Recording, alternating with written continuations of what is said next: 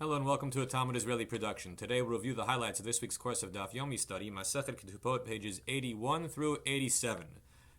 Pei Aleph, 81.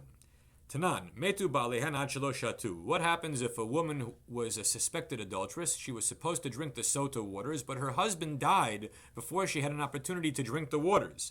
So what do you do then?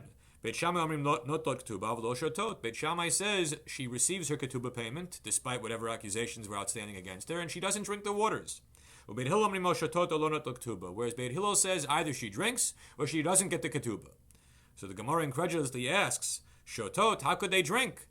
It says in the Torah, the man brings his wife to the Kohen, and the man is not around anymore, he's dead. So it's impossible to say that she's going to be drinking the sota waters. Rather, it means that because she's unable to drink the sota potion, she then is also unable to collect the ketubah, and the estate of the husband doesn't pay. Pay bet. 82.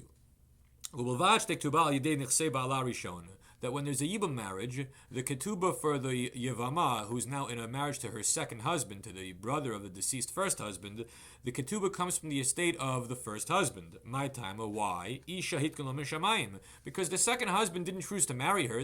A wife was granted to him from heaven.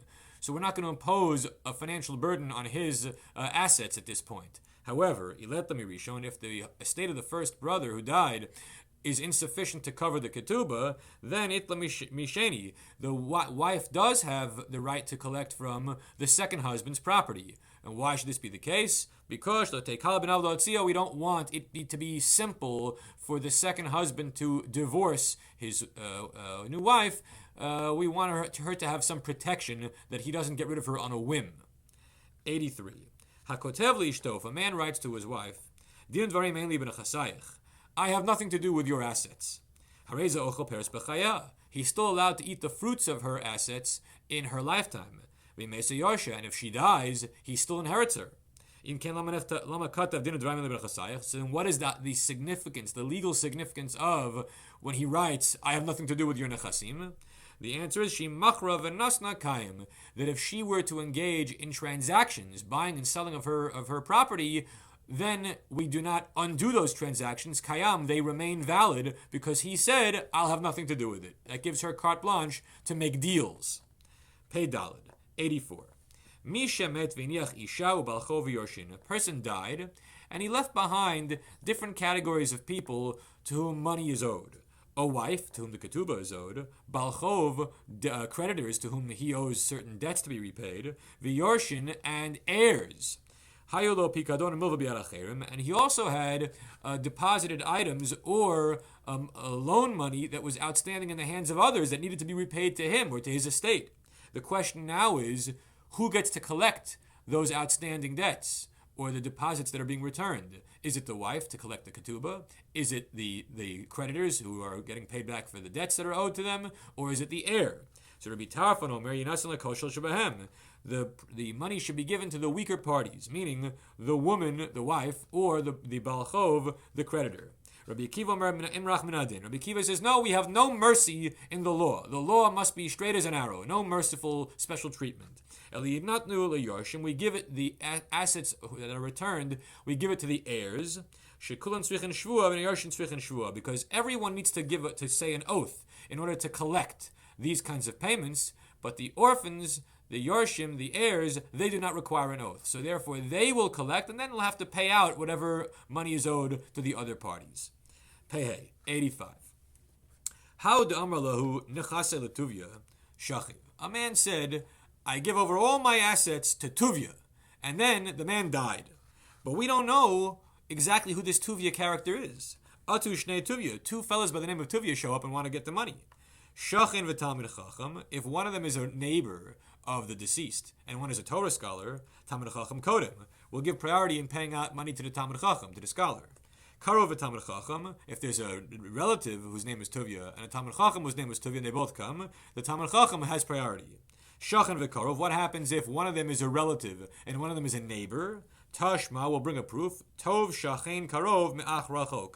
Better is a good close neighbor than a distant brother. Meaning, family relations, blood relations, is not the be-all and end-all. You could have a relative who's 1,000 miles away and nothing to do with. Whereas you have your next door neighbor who's not actually related to you, but is part of your life. So that person is prioritized over the distant relative. What happens if both are relatives, or both are neighbors, or both are scholars? What do you do then? The sages and the authorities in the court, the judges, have discretion as to who to give it to. 86. Pevav.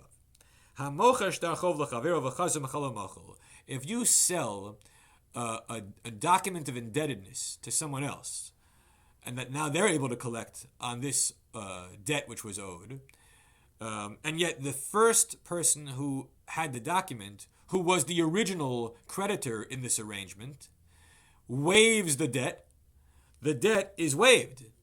Okay? Even an heir to the original creditor can waive this debt. Well, that's a problem for the person who bought the loan documents, because now what they thought was valuable, on which they could collect some money, is worthless. So what should they do if they're savvy? If they're savvy, they'll give a few coins to the original debtor and say, write a new loan document made out to me.